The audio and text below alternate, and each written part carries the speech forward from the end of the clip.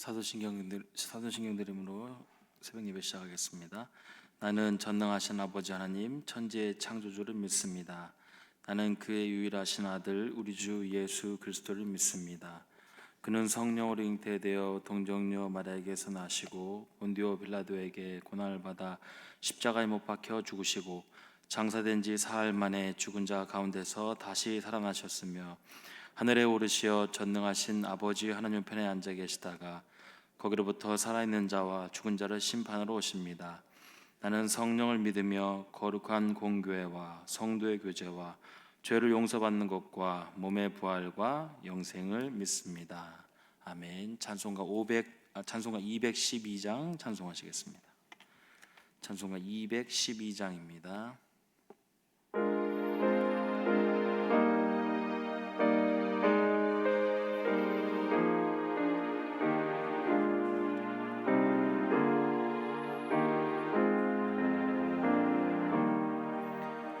겸손히 주를 섬길 때 괴로운 일이 많으나 구주여 내게 힘주사 잘 감당하게 하소서. 인자 한 말을 가지고 사람을 감화시키며 갈 길을 잃은 무리를 잘 인도하게 하소서. 구주의 귀한 인내를 깨달아 알게 하시고 굳건한 믿음 주셔서 늘 승리하게 하소서. 장래의 영광 비추사 소망이 되게 하시며 구주와 함께 살면서 참 평강 얻게 하소서.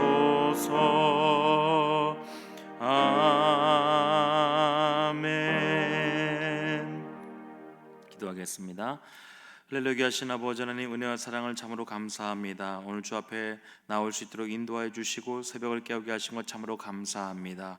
우리가 신앙인으로 살아갈 때에 날마다 주님 붙들고 말씀 따라 그리고 늘 주님 앞에 물으면서 주님의 응답을 받고 또 우리의 삶의 고백 가운데 날마다 우리 입술의 고백이 주님을 살아계심을 증거하고 또 많은 사람들에게 늘 기쁨을 좋은 영향을 줄 수 있는 귀한 삶을 살아갈 수 있는 신앙인의 모습 되도록 주님 인도하여 주시옵소서.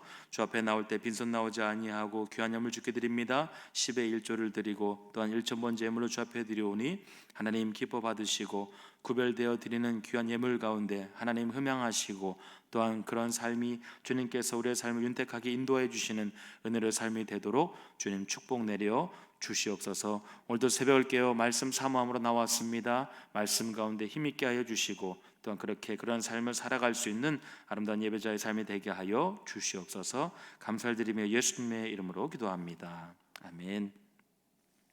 하나님의 말씀입니다. 마태복음 23장 13절에서 24절입니다. 마태복음 23장 13절에서 24절까지의 말씀, 신약성경 39페이지에 있습니다. 마태복음 23장 13절에서 24절까지의 말씀 함께 읽겠습니다.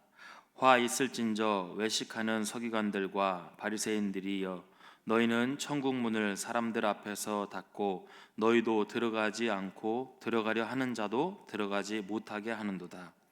화 있을진저 외식하는 서기관들과 바리새인들이여, 너희는 교인 한 사람을 얻기 위하여 바다와 육지를 두루 다니다가 생기면 너희보다 배나 더 지옥 자식이 되게 하는도다. 화 있을진저 눈먼 인도자여, 너희가 말하되 누구든지 성전으로 맹세하면 아무 일 없거니와 성전의 금으로 맹세하면 지킬지라 하는도다. 어리석은 맹인들이여, 어느 것이 크냐, 그 금이냐, 그 금을 거룩하게 하는 성전이냐. 너희가 또 이르되 누구든지 제단으로 맹세하면 아무 일 없거니와 그 위에 있는 예물로 맹세하면 지킬지라 하는도다.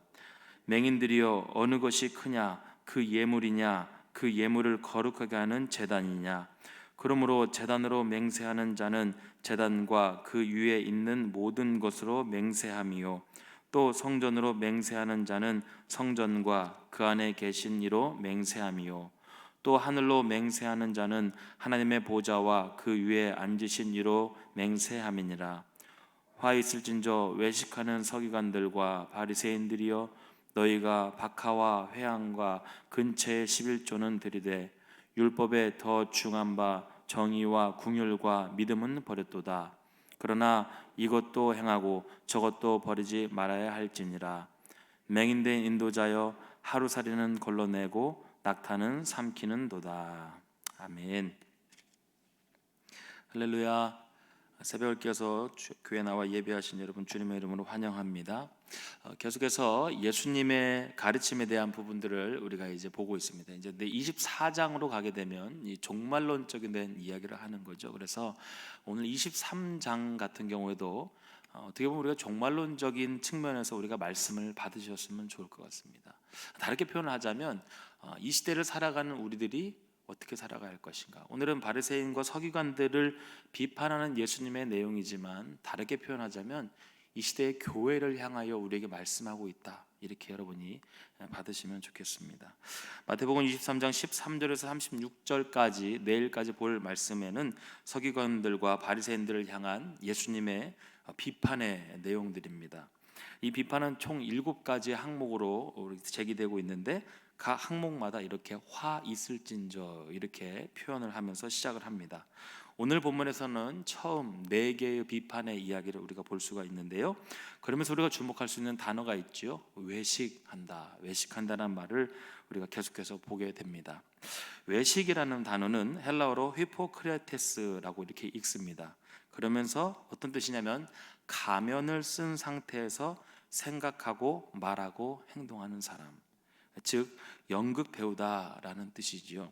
언행이 불일치한 이 바리새인들의 위선적인 삶을 상징하고 있는 것입니다. 가면 뒤로 자기의 모습은 뒤로 한 채 자기가 보고 있는 내용들과는 다르게 하고 있는 가식적인 모습을 외식한다, 이렇게 표현을 하는 겁니다. 그러면서 화 있을진저 이렇게 비판할 때마다 이렇게 첫 번째 이런 표현을 쓰고 있는데요. 화 있을진저라는 말은 화가 있을 것이다, 또 불행이 올 것이다, 그리고 감탄사의 의미인데 아 슬프다, 오 화로다, 이런 표현입니다. 그래서 얼마나 끔찍한 고난을 맞이할 것인가 라는 굉장히 심각한 표현을 쓰는 것이 화 있을진저입니다. 제가 그 초반에 교회를 향해서라고 했기 때문에 여러분 좀 기분 나쁘실지 모르겠지만 우리가 이 이야기를 잘 감내해야 할 것입니다. 이 땅의 교회들을 향하여 이렇게 말씀하시는 겁니다. 예수님께서 오 통제라, 화가 있을 것이다, 그러면서 우리에게 외식하지 말라고 이렇게 말씀하고 있죠. 첫 번째 비판은 이런 비판입니다. 천국 문을 사람들 앞에서 닫고 자신들도 들어가지 않고 들어가려 하는 자도 들어가지 못하게 한다라는 것이죠. 율법적으로 지식과 아는 것이 넘쳐나지만 결국 그렇게 행하지 못함으로 인하여서 그것이 위선이 된다라는 거죠. 교회 와서 말씀은 잘 듣습니다. 그리고 성경도 몇 독했다고 합니다. 그리고 오랫동안 신앙생활을 했다라고 이야기를 하지만 그러나 그의 삶이 다른 사람이 천국 가는 것마저도 붙잡는다라는 것이죠. 악한 영향력을 미쳤다, 잘못된 것을 가르쳐줬다라고 이야기를 하고 있는 겁니다. 신앙생활 좀 하다가 교회를 다니지 않는 사람들, 그리고 심지어 교회를 비판하는 사람들을 가만히 뒤돌아보면 이런 경우들을 보게 됩니다. 전도가 되어서 교회를 갔더니 맨날 싸우고 비판하고 또 이기려고만 하는 교회 안의 모습들을 본 거죠. 복음을 통하여서 진리의 말씀을 알고 살아간다라고 하면서 우리의 행실은 말씀 가운데 살지 못하는 그런 교회 현실들을 볼 때에 많은 사람들이 교회를 떠납니다. 여러분 주변에 교회를 떠난 사람들 한번 돌아보십시오. 왜 그들이 교회를 떠났을까? 왜 그들이 지금 신앙생활을 못하고 있을까? 그 사람의 문제로 볼 것이 아니라 우리의 문제로 보아야 할 것입니다. 누구를 탓할 문제가 아니라 진리의 말씀 안에 거하는 노력하는 것이 얼마나 중요한가 우리가 돌아보아야 할 시점인 거죠.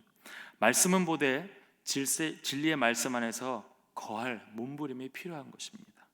문제 앞에서만 기도하고 부르짖는 것이 아니라 날마다 주님의 사람으로 살아갈 수 있도록 진리의 말씀 안에 거하는 몸부림이 필요한 겁니다. 성령께서 그러한 노력 가운데 우리에게 중요한 통찰력을 주실 것입니다. 그것이 바른 신앙인의 모습이 되고 그 영향력으로 다른 이들에게도 진리의 말씀을 전하는 삶이 되어야 한다라는 것이죠. 예수님께서 두 번째 하신 비판은 이겁니다. 새로운 교인을 더 지옥의 자식이 되게 한다라는 겁니다. 전도에 관한 이야기입니다. 전도에 관한 이야기. 유대인들은 기본적으로 자신들이 선민이라는 의식이 있었기 때문에 이방 사람들을 전도하지 않았습니다. 그런데 바리새인 중에 개방적인 사고를 가진 사람들이 이방인을 전도하는 자들이 있었다라는 것이죠. 그래서 그들이 교인 한 사람을 얻기 위해서 바다와 육지를 두루 다니는 사람들이었다 이렇게 표현하고 있습니다. 그런데 그들이 정작 전도를 해서 데리고 왔는데 그들에게 바른 진리의 말씀을 가르쳐 주지를 못하는 겁니다. 왜곡된 가르침을 주는 겁니다. 그래서 그들은 왜곡된 가르침을 전하는 바리새인보다 배나 더 지옥의 자식이 된다라는 굉장히 큰 과장된 표현을 하고 있는 거죠. 전도회 와서 데리고 오면 뭐 하느냐? 그들 다 지옥불로 보내버릴 건데 라는 거죠. 차라리 그냥 세상에 있게 놔두지 뭐하러 데리고 와가지고 그들 다 지옥불로 보내버렸는가라는 거죠. 그러나 그리스도 안에서 진리의 복음으로 가르치는 자를 만나야 한다라는 겁니다. 제가 어제 이제 고등부를 맡고 있는데 저희 아이들 중에 이제 23명이 이번에 견신례 및 세례를 받는 대상자가 됐어요. 그래서 담임 목사님께서 올해부터는 좀 교육도 확실하게 하자. 그래서 4주 정도 교육을 해야 한다 하셔가지고 교재를 만들어서 어저께 첫 번째 교육을 하게 됐습니다. 첫 번째 내용은 거듭남, 중생에 대한 이야기입니다. 요한복음 1장 12절 말씀에 영접하는 자 곧 그 이름을 믿는 자들에게는 하나님의 자녀가 되는 권세를 주셨으니 이게 그 중요한 핵심 내용이에요. 총 8페이지 되는 내용을 25분 동안 아이들과 이야기를 하는데 그 아이들을 가만히 보니까 부모님의 영향으로 교회를 다니게 된 아이들이 대부분인 것 같아요. 그런데 그들이 17세 정도가 됐어요. 적어도 생각이 있을 만한 나이부터 예수님을 잘 믿었다고 생각한다면 최소 10년 차는 되는 친구들입니다. 그런데도 그들이 영접하는 자, 즉 예수 그리스도를 주로 모시고 살아가는 것이 무엇인지, 또 하나님의 자녀가 되어서 그것을 통하여 나타날 열매들을 어떻게 맺고 살아가야 할지에 대해서 한 번도 고민해 보지 못한 것 같아요. 기독교의 진리의 핵심은 이것이 아닐까요? 영접하는 자 곧 그 이름을 믿는 자들에게는 하나님의 자녀가 되는 권세를 우리에게 주셨다. 그 핵심 진리 하나만 우리가 알고 있어도 우리가 왜 신앙생활을 해야 하는지, 그리고 우리의 정체성이 무엇인지를 잘 알게 될 것입니다. 이제는 내가 죽고 내 안에 주님의 사시게 하는 삶이 무엇인지를 알 겁니다. 나의 모든 일거수일투족을 주님께서 주장하시도록 내어 맡기는 삶을 살아가게 될 것입니다. 마음으로 믿어 의에 이르고 입으로 시연하여 구원에 이른다고 하셨기 때문에 날마다 하나님 앞에 그렇게 우리의 중심을 맡기는 삶을 살 수밖에 없을 겁니다. 그런데 그걸 몰라요. 그 고백을 할 줄을 몰라요. 제가 왜 세례를 받죠? 견신례가 뭐죠?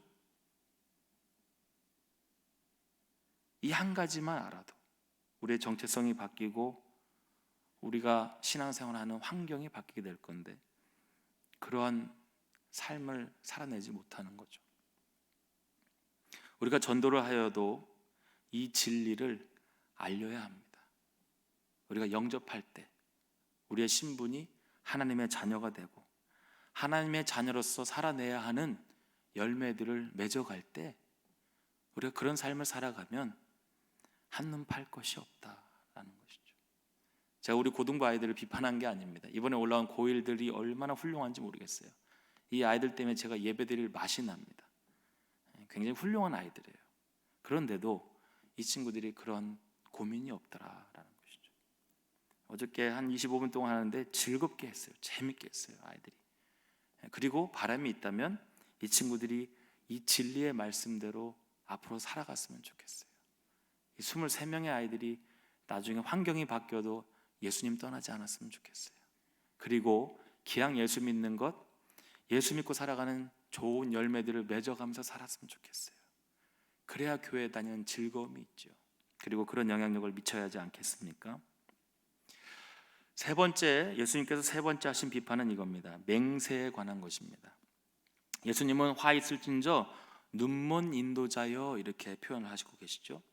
바리새인들과 이 서기관들은 맹세하는 것을 굉장히 좋아했습니다. 그러나 맹세를 할 때에 하나님의 이름을 걸고 맹세하지는 않았습니다. 만약 하나님의 이름을 걸고 맹세했다가 지키지 못하면 재앙이 임한다라는 두려움이 있었기 때문이죠.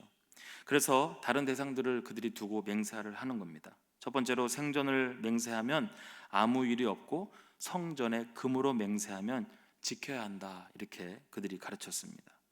이들은 이런 잘못된 해석을 하고 있는 겁니다. 잘못된 율법을 갖다 붙이는 것이지요. 그랬더니 예수님께서 이렇게 반문하십니다. 어리석은 맹인들이여, 어느 것이 크냐? 그 금이냐? 아니면 그 금을 거룩하게 하는 성전이냐? 성전 안에 금이 중요한 이유는 무엇일까요? 금 자체 때문이 아니라 그것이 성전 안에 있기 때문인 것이죠. 가치의 근원은 금이 아니라 성전이다라는 겁니다. 또한 이렇게 이야기합니다. 제단으로 맹세하느냐 아니면 제단에 드릴 예물로 맹세하느냐, 이렇게 말합니다. 예물이 귀한 것은 왜 그렇습니까? 제단 위에 드려졌기 때문에 귀한 것이다 라는 거죠. 어쨌든 이들은 이처럼 유치한 맹세를 하는 것입니다. 여러분, 어릴 적 친구들과 제가 따지며 놀았던 추억이 있습니다. 기억이 있습니다. 왜 그랬을까요? 아이들은 한참 재밌게 놀다가 사실 의견이 맞지 않으면 누가 맞냐 했을 때 꼭 이렇게 맹세를 하는 액션을 취합니다. 전라도 아마 사투리인 것 같은데 제가 이렇게 서로 의견을 내면서 째봐 이렇게 아마 이야기했던 것 같아요. 네가 맞냐 내가 맞냐 그러면서 맹세를 합니다. 그러면서 별걸 다 겁니다. 저희 엄마도 걸고 집에 좋은 거 다 갖다 겁니다. 내가 이겨야 하니까 맹세하는 거. 왜 그랬을까요? 이기려고 하는 겁니다. 내가 무조건 이기려고. 잘못된 진림에도 불구하고 내가 맞다라고 우기고 싶은 거예요. 왜 그랬을까요? 서로 그것에 대한 신뢰가 없기 때문입니다. 예수님이 오늘 이렇게 정리를 하십니다. 근본적으로 중요한 것은 맹세가 필요 없도록 말씀의 언행일치를 이루는 것이다. 그리고 맹세는 하지 않아야 한다.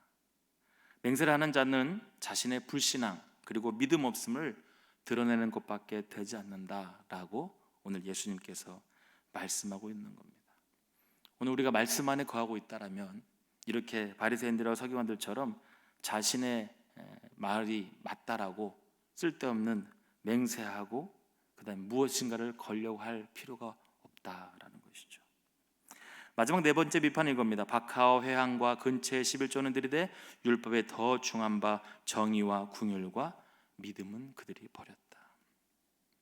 유대인들은요 11조 계명을 지키는데 집중해서 계명의 요구사항을 넘어서 향료로에 쓰이는 작은 약초들 박하와 회항과 근처에 대해서도 11조를 드렸다, 이렇게 이야기합니다. 물론 이것들을 드렸다고 해서 나쁜 것은 아닙니다. 그런데 이렇게 세부 사항에 신경을 쓰면서 더 중요한 율법 준수자의 내적인 마음가짐과 태도, 즉 오늘 말씀에 나온 정의와 궁율과 믿음은 버렸다라는 겁니다. 지난번에 제가 한번 설교했으냐마는 요엘서에 나와 있는 그 말씀, 그들이 오순짓 때 그들이 행해야 할 그 궁율의 마음들은 없었다. 그 정의의 일은 버렸다. 옷을 찢는 막 행동들은 막 하는 겁니다. 뭔가 막 예배드리는 것처럼 하는 겁니다. 그런데 그들이 진실로 해야 할 그리스도의 사랑은 나타내지 못하는, 오죽 했으면 많은 사람들이 예수 믿는 것들이 더한다, 이런 소리를 우리가 들으며 살아가겠습니까?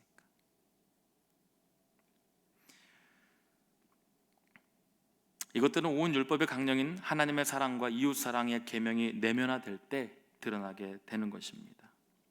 이렇게 율법 준수의 세세한 외형적인 잘못을 막으려 하면서, 그러면서 이렇게 표현한 거죠. 하루살이는 걸러내고 더 중대한 율법의 정신을 범하는 것, 잘못은 막지 못하는, 낙타는 삼킨다, 이렇게 표현한 거죠. 이들을 향하여 무엇이 더 크고 중대한지를 보지 못하는 참으로 맹인된 인도자다라고 이야기하는 것입니다.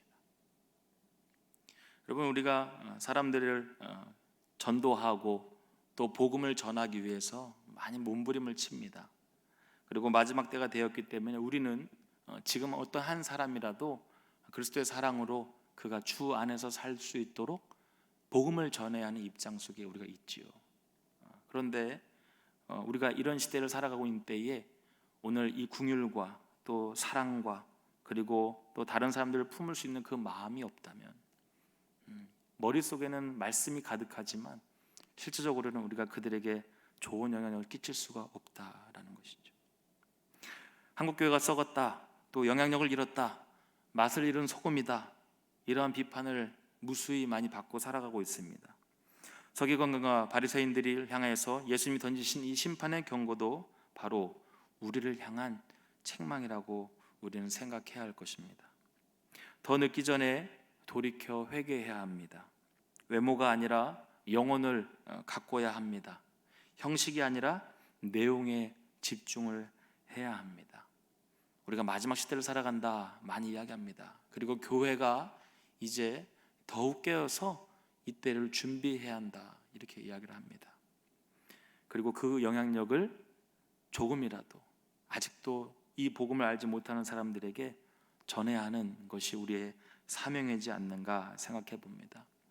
오늘 예수님께서 이제 마태복음 24장 종말론적인 이야기를 하기에 앞서서 더 시급한 마음을 가지고 오늘 우리들의 교회를 향하여서, 우리들의 신앙인을 향하여서 더 급한 마음을 가지고 비판하는 마음으로, 비판하는 어조로 우리에게 말씀하십니다. 오늘 우리의 본질이 어디에 있는가? 오늘 우리의 중심, 핵심 가치가 어디에 있는가? 오늘 예배하는 자의 마음이 어디에 있는가? 오늘 우리가 그것을 다시 한번 생각해 보시면서, 하나님, 오늘 이 말씀이 오늘 저에게는 어떠한 적용이 됩니까? 다시 한번 기억하시면서 본질에 충실하는 교회, 그리고 신앙인이 되기를 주님의 이름으로 축복합니다. 함께 기도하겠습니다.